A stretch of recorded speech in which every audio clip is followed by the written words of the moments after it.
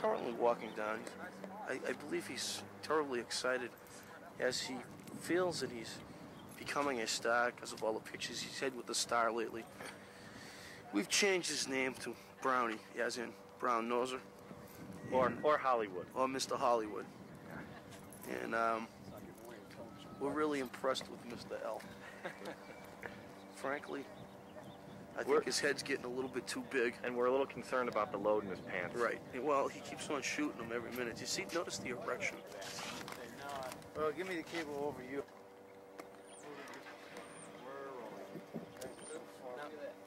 Stop for now. This isn't live, don't worry. Oh, this is not live. All right, so we have plenty of tape. Good. And we never make it look foolish or anything like that. Yeah, don't worry. Don't worry. If you say, "Oh, screw I it," have to do it for him all the time, so don't worry about it. Okay. Hi, Mom. Send money. I always wanted to say it to somebody else. We're rolling. Who's the girl in the white? She's been around all Say, morning. hey, the cynics believe that back when it was sold by Texaco to the new owners here, that it was done completely because it was going to be turned into this grain center eventually, and that a good faith effort was not made in making it a profitable inn. As far as you're concerned, those people are mistakes. Yes, they are. We came in here with every intention to make this a profitable venture. Unfortunately, we did not succeed, and New Medico has agreed to take the lease over from us. Was it just that not enough people showed up? You had higher expectations than you thought, that kind of thing? Well, basically, this place has been losing money for some time. Texaco has owned the property and has been able to run it at a loss. We're a much smaller company than Texaco. Unfortunately, we were unable to make a profit with it. We thought we could come in here and do something with it. We thought with on-hands management that we would be able to turn things around, but it was evident to us in the first 3 months that we could not do that. Yeah. That's good. Thank you.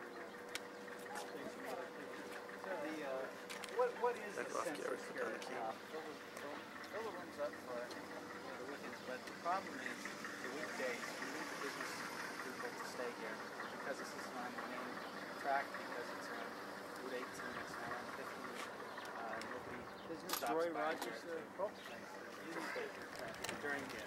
We need business traffic. We're not getting it during the week, and we have stand right. Keep looking at him. You just keep looking at me. They're going to Where take you my work? picture of you talking to me. So stand right there. Over here. And look at me. Look at him. All right. Okay. There you go. We have nights here where we have 1 or 2 guests staying at the motel, and it just is impossible for us to run a profit without having people staying here. 1 or 2 people on occasion? Yeah, we've had nights when there's only been 1 person staying here. Weeknights, as I said earlier, during the weekends, we have many weekends that are very good, that the place fills up. But unfortunately, it's the business travelers that we need to come in here, and we ran out of people. No, keep on. Isn't this Roy Rogers town? Yeah, Roy Rogers. So you can see his house from the top of the hill. From the top, you see it? So we'll show it there.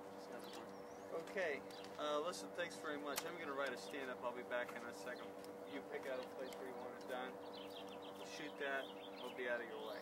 Okay. Okay? Fine, thank you. Be right back. What are you going to say in it? I'm going to talk about... It's true that you are a movie star, Brown Noser? Well, I have been on a number of television shows. I've met a number of movie stars in the past week. I have my picture with Roy Rogers. I'd say it's safe to say that I wouldn't consider myself a brown noser, but I would say that I probably do have a good future in acting. Well, could I ask you, how did you get your head enlarged? Well, I'll tell you, after this interview with NBC, Channel 4, I really have got to the point now where it just, I feel that I'm better than most people. I feel that... So then, in other words, it will be almost virtually impossible to carry on a discreet conversation with you? Well, I would say so. Because you'd be the upper mode people. Yeah.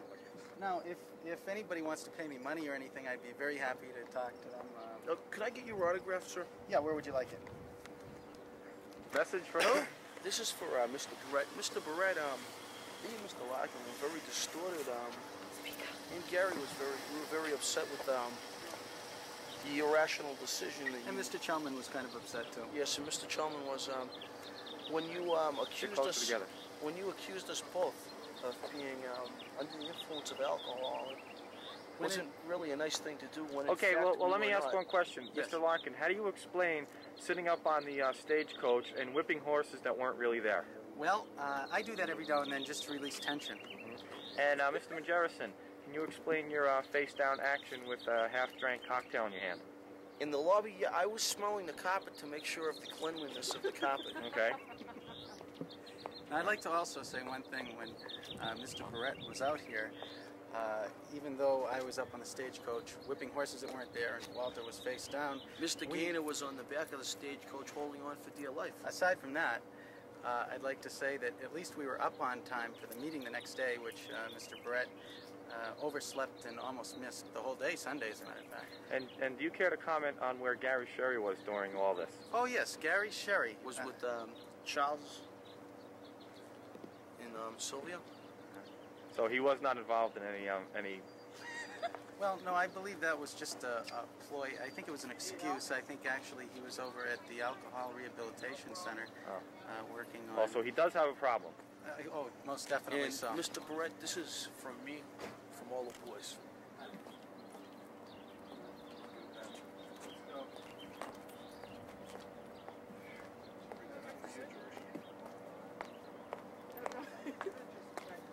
Sure. I don't know if I got enough. He's talking, huh? They want something. Ask those. I think you're too busy. I just put it down.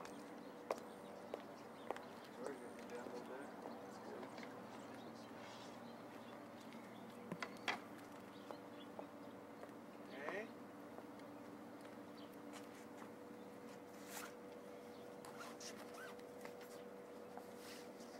First time. Ready?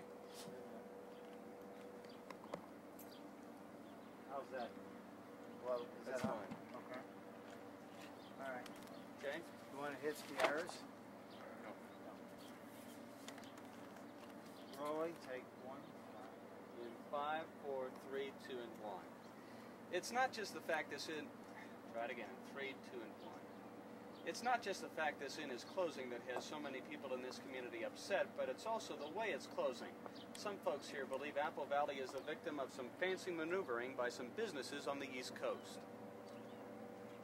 Try it again. How am I getting a battery life? Let's do it quick. Roll it.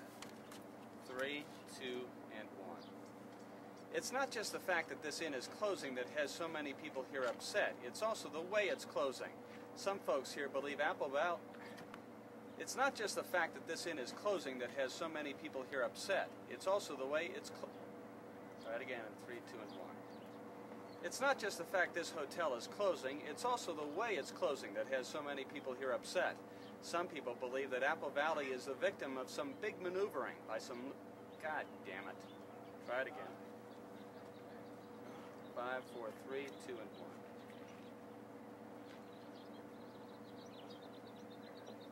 It's not just the fact this hotel is closing that has so many people upset. They're also upset at the way it's closing. They believe that Apple Valley is the latest victim of some fancy East Coast business maneuvering. 3, 2, and 1. It's not just the way this inn is 3, 2, and 1. It's not just the fact that this inn is closing that has so many people upset, but also the way it's closing. Some folks here in Apple Valley believe this community is the latest victim of some fancy business maneuvering by some East Coast firms. One of those will do.